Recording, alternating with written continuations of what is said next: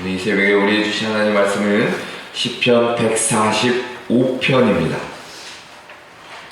시편 145편 1절부터 21절까지의 말씀입니다. 제가 가진 구약성경 907면쯤에 있습니다. 1절부터 21절까지를 한 절씩 저와 함께 교독하시겠습니다. 왕이신 나의 하나님이여, 내가 주를 높이고 영원히 주의 이름을 송축하리이다. 내가 날마다 주를 송축하며 영원히 주의 이름을 송축하리이다. 여호와는 위대하시니 크게 찬양할 것이라. 그의 위대하심을 측량하지 못하리로다. 때때로 주께서 행하시는 일을 크게 찬양하며 주의 행한 일을 선포하리로다. 주의 존귀하고 영광스러운 위엄과 주의 기이한 일들을 나는 작은 소리로 읊조리리이다. 사람들은 주의 뜨거운 일에 본능을 말할 것이요 나로 주의 위대하심을 선포하리이다. 그들이 주의 크신 은혜를 기념하여 말하며 주의 의를 노래하리이다. 여호와는 은혜로우시며 긍휼이 많으시며 노하기를 더디하시며 인자하심이 크시도다. 여호와께서는 모든 것을 선대하시며 그 지으신 모든 것에 긍휼을 베푸시는도다. 여호와여, 주께서 지으신 모든 것들이 주께 감사하며 주의 성도들이 주를 송축하리이다. 그들이 주의 나라의 영광을 말하며 주의 업적을 일러서 주의 업적과 주의 나라의 이루어 있는 영광을 인생들에게 알게 하리이다. 주의 나라는 영원한 나라이니 주의 통치는 대대에 이르리이다. 여호와께서는 모든 거짓된 자들을 부수시며 비굴한 자들을 일으키시는도다. 모든 사람의 눈이 주를 앙망하오니 주는 때를 따라 그들에게 먹을 것을 주시며 손을 펴사 모든 생물의 소원을 만족하게 하시나이다.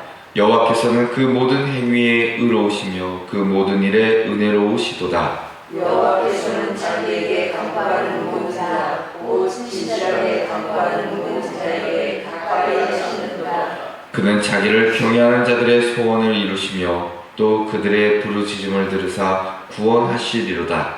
여호와께서 자기를 사랑하는 자들은 다 보호하시고 악인들은 다 멸하시리로다. 함께 읽겠습니다. 내일이 여호와의 영예를 말하며 모든 육체가 그의 거룩하신 이름을 영원히 송축할지로다. 아멘. 오늘도 이 새벽에 주님전에 나오신 우리 성도님들과 우리 영상으로 오늘도 예배에 참석하시는 우리 성도님들 위해 하나님의 크신 은혜가 있기를 먼저 주님의 이름으로 축원합니다. 오늘 말씀의 제목은 찬양받기에 합당하신 하나님입니다. 찬양받기에 합당하신 하나님.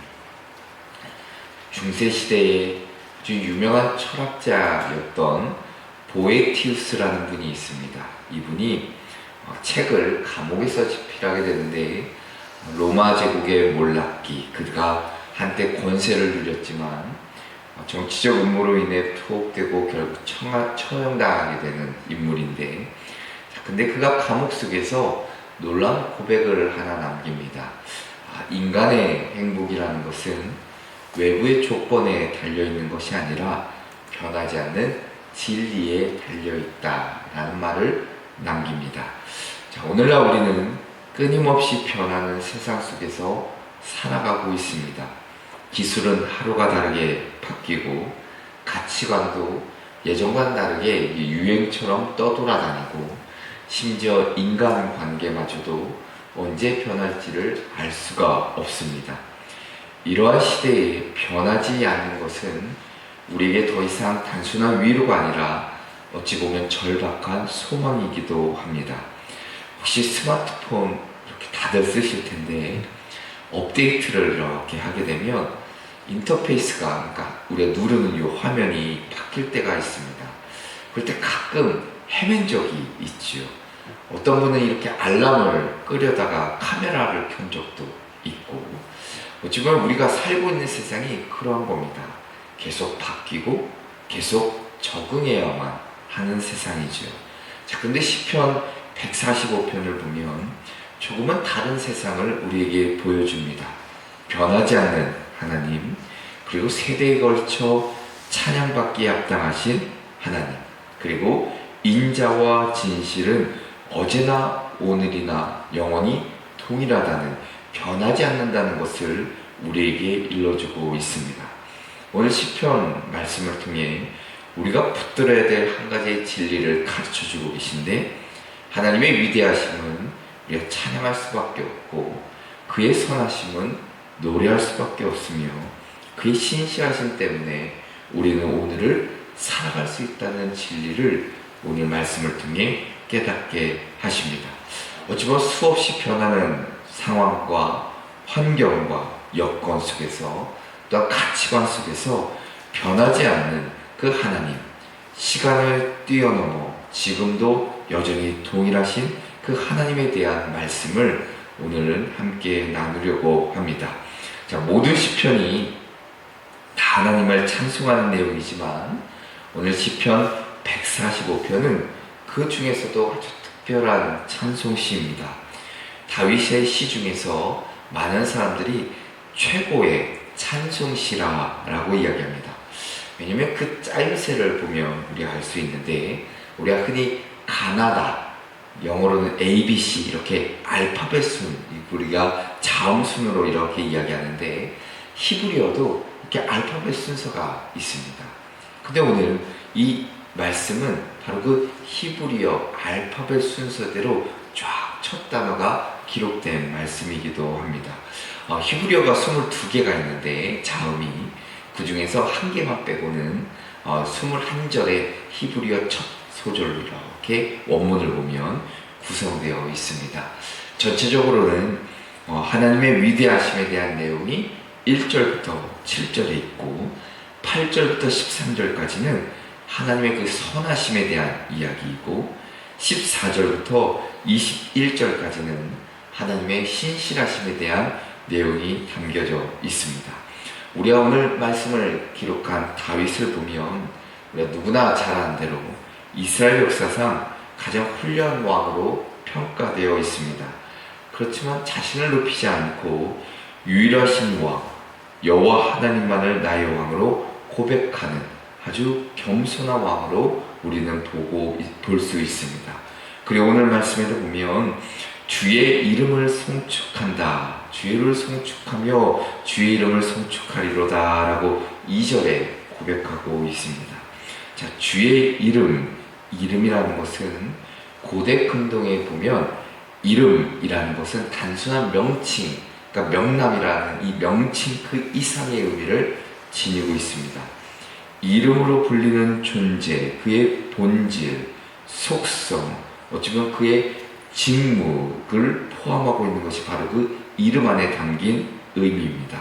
그러니까 주의 이름을 송축한다, 다윗이 이야기하고 있는 것은 하나님을 찬양할 뿐만 아니라 하나님이 가지고 계신 속성, 전능하시고 자비로우시고 선하시고 인자하신 그 하나님의 성품, 그리고 하나님이 행하신 모든 일들을 포함한 하나님과 관련된 모든 것들을 내가 찬양하겠습니다 라는 의미가 담겨져 있습니다.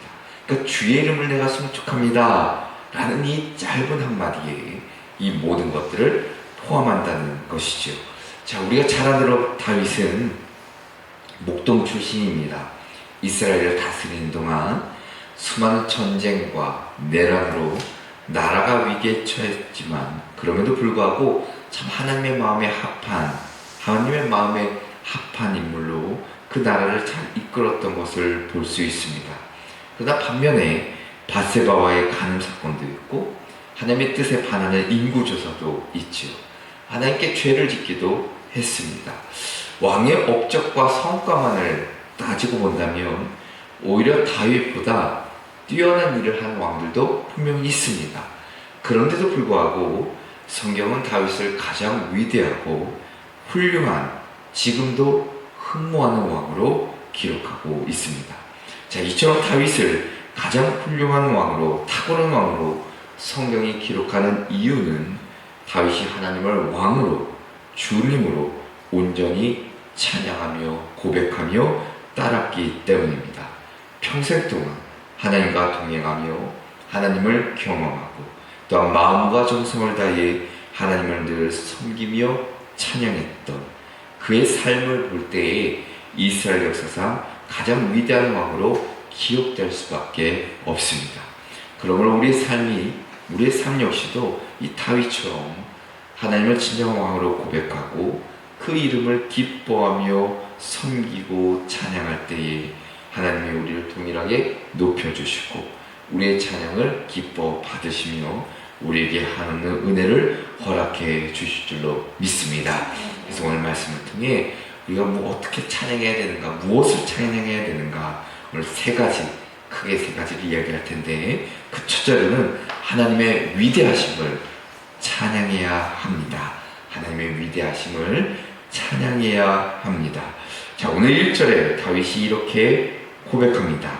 왕이신 나의 하나님이여, 내가 주를 높이고 영원히 주의 이름을 송축하리이다 라고 시작합니다. 자, 그리고 3절에도 이렇게 이야기하죠. 여호와는 위대하시니 크게 찬양할 것이라 그의 위대하심을 측량하지 못하리로다 라고 말합니다. 자, 하나님의 위대하심에 대한 고백으로 시작합니다. 그리고 그 위대하심을 측량하지 못하리로다 라고 얘기합니다. 그러니까 인간의 지성, 어떤 언어로는 결코 다 헤아릴 수 없는 하나님의 그 깊은 깊이를 말하죠.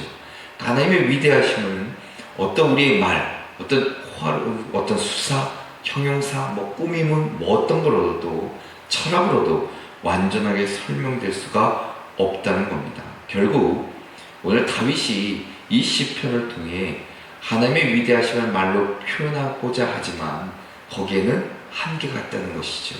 그러니까 인간의 어찌 보면 몸부림인데 어떻게 표현하더라도 하나님의 그 위대하심을 우리 인간이 가진 언어로, 인간이 가진 판단으로는 이게 설명하기가 어렵다는 겁니다.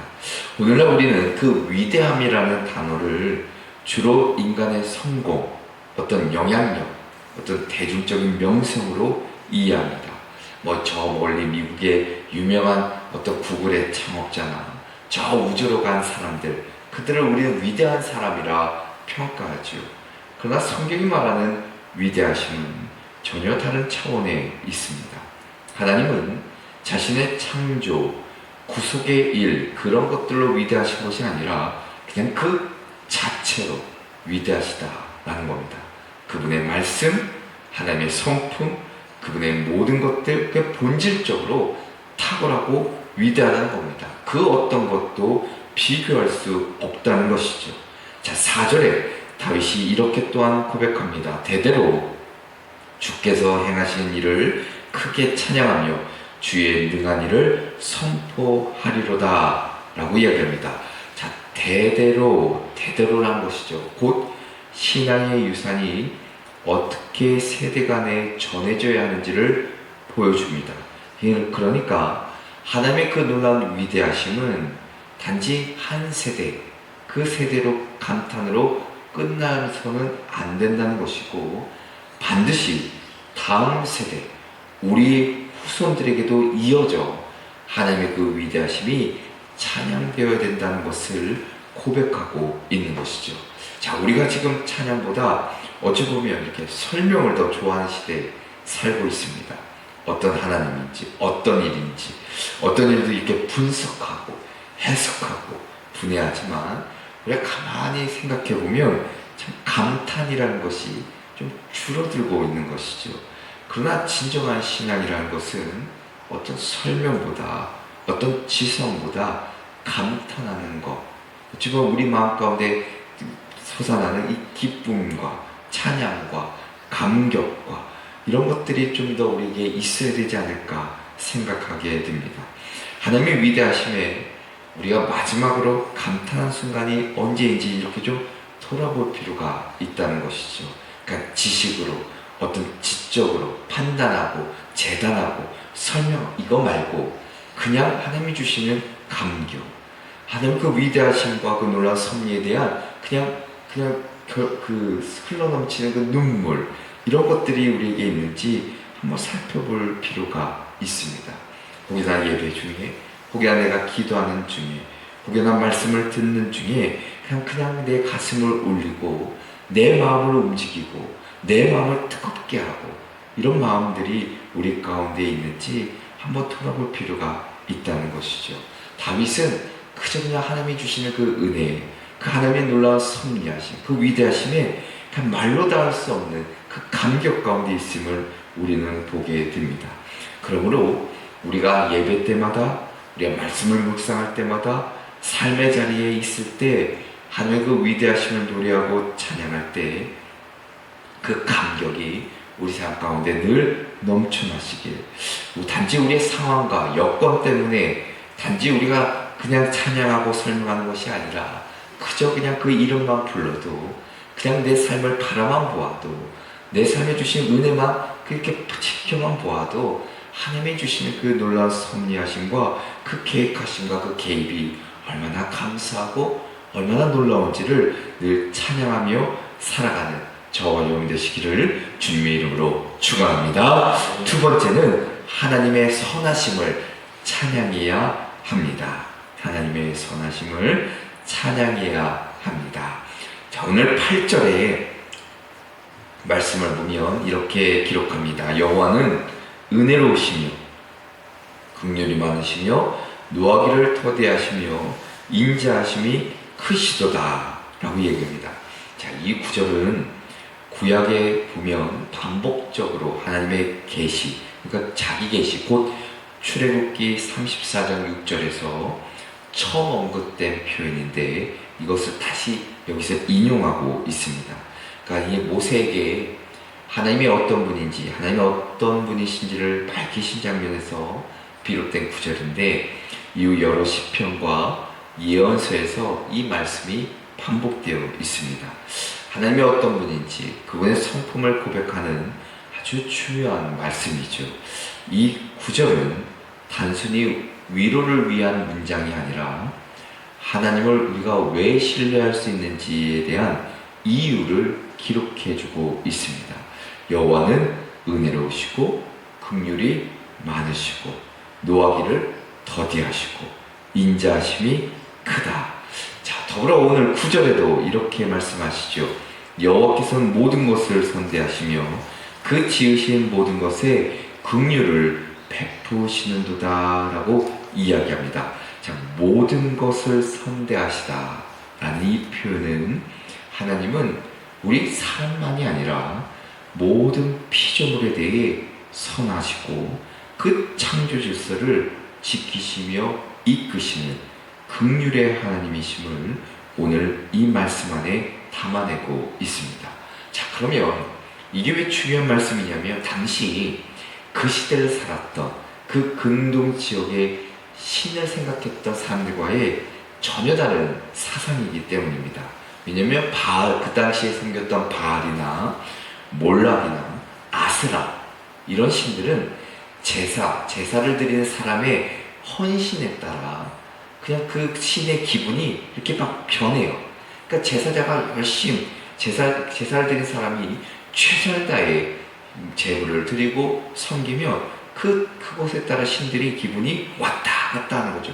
좋아할 때도 있고 나쁠 때도 있고.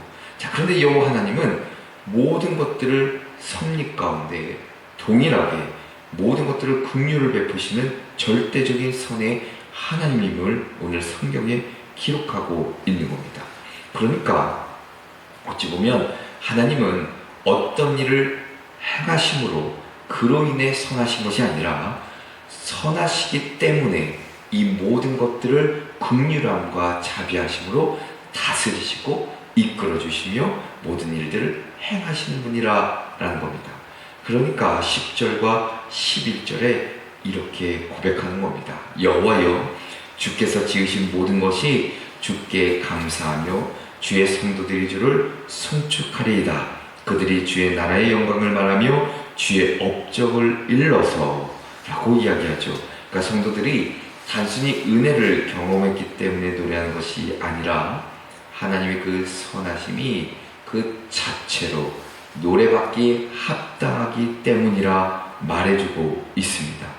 그래서 특별히 13절 전반은 이렇게도 기록하고 있습니다. 주의 나라는 영원한 나라이니 주의 통치는 대대에 이르리이다라고 이야기합니다. 자, 오늘날 우리는 많은 경우에 하나님의 선하심을 내 상황, 내 여건의 변화로 판단하려 합니다. 자, 일이 잘 풀릴 때는 주님은 선하십니다 라고 고백합니다.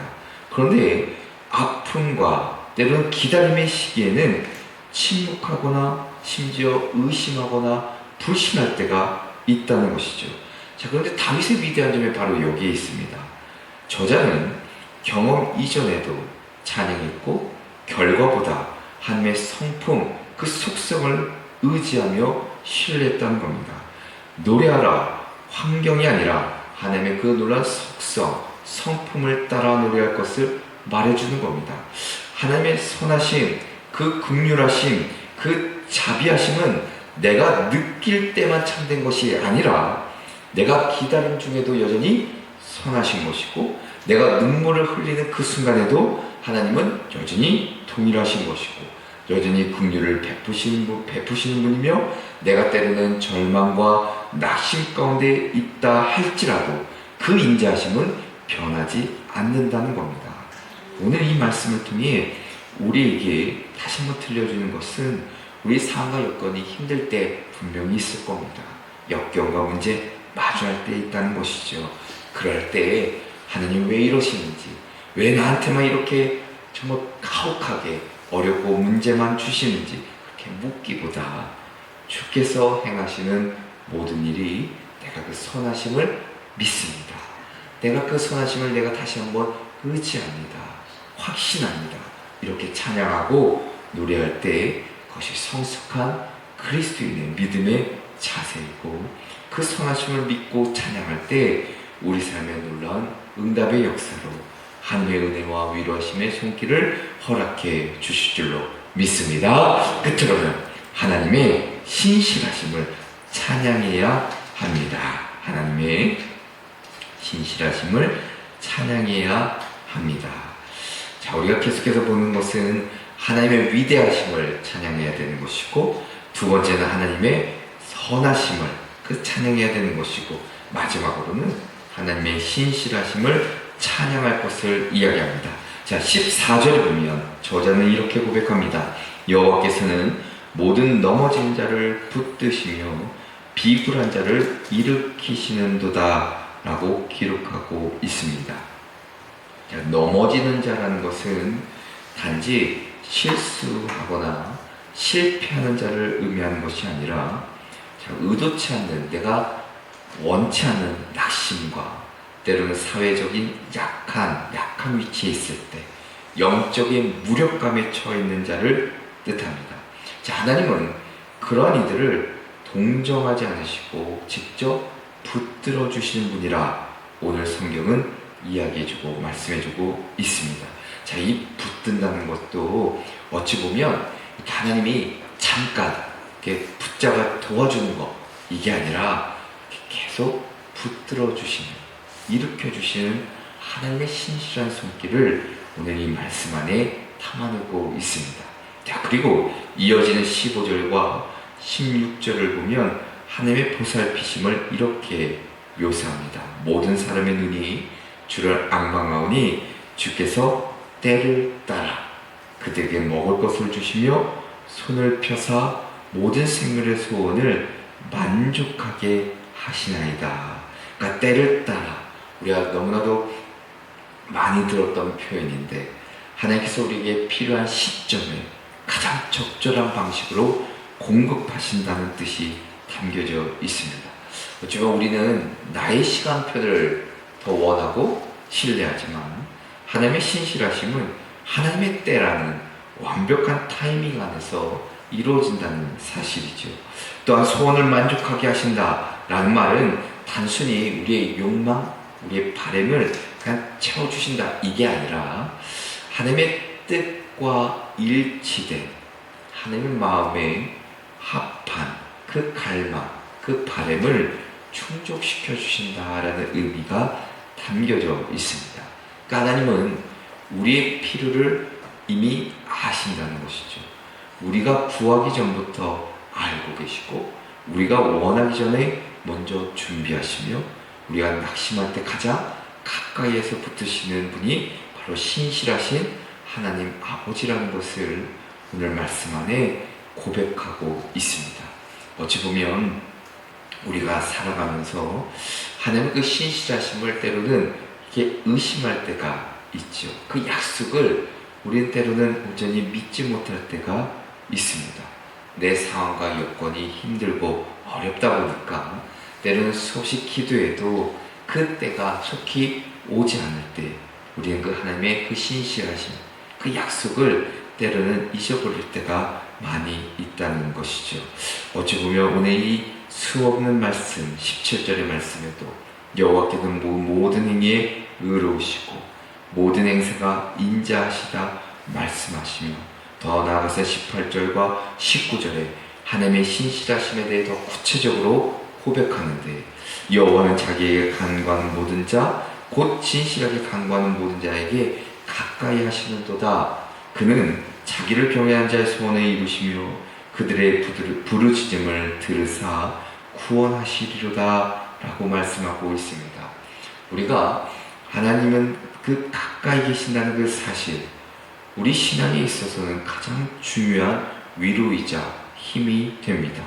하나님의 스스로 먼저 우리에게 다가오시는 분이고 결코 멀리 계시지 않고 우리의 숨결, 우리의 눈물, 우리의 한숨, 우리 외침 속에 거하시는 분이라는 것을 우리는 잊지 말아야 합니다.